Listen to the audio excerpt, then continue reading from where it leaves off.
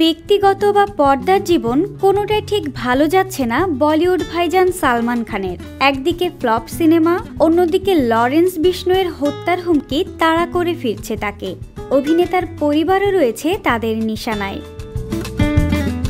শুধু তাই নয়, একসময় সালমান খানের বাড়ির সামনেও তারা গুলিবর্ষণ করেছিল। এরপরে গ্যালাক্সির জানালায় বুলেট প্রুফ কাঁচ বসানো হয়েছে। এমনকি সালমান খানের সঙ্গে ঘনিষ্ঠতা থাকায় গুলি করে হত্যা করা হয় রাজনীতিবিদ বাবা সিদ্দিকীকে।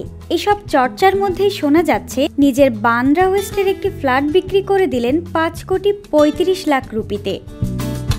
সালমান খান নিজে থাকেন বান্দ্রা এলাকার সমুদ্রমুখী গ্যালাক্সি আবাসনের এক বাড়িতে। যদিও মুম্বাই শহরের বিভিন্ন এলাকায় ফ্ল্যাট আছে তার। এছাড়াও সালমানের পানভেলে একটি খামার বাড়ি রয়েছে। এবার গ্যালাক্সি আবাসন থেকে প্রায় 2 কিলোমিটার দূরে অবস্থিত বিলাসবহুল ফ্ল্যাটটি বিক্রি করে দেন সালমান খান। প্রায় 1318 বর্গফুটের এই ফ্ল্যাটের বিক্রির রেজিস্ট্রেশন মূল্যই 32 লাখ রুপি। বান্দ্রা ওয়েস্ট মুম্বাইয়ের অন্যতম অভিজাত এলাকা।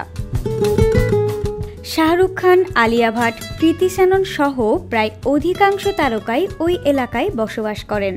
কিন্তু কেন হঠাৎ নিজের এই ফ্ল্যাট বিক্রি করলেন অভিনেতা, সে কারণ এখনও জানা যায়নি। Desk news, views Bangladesh.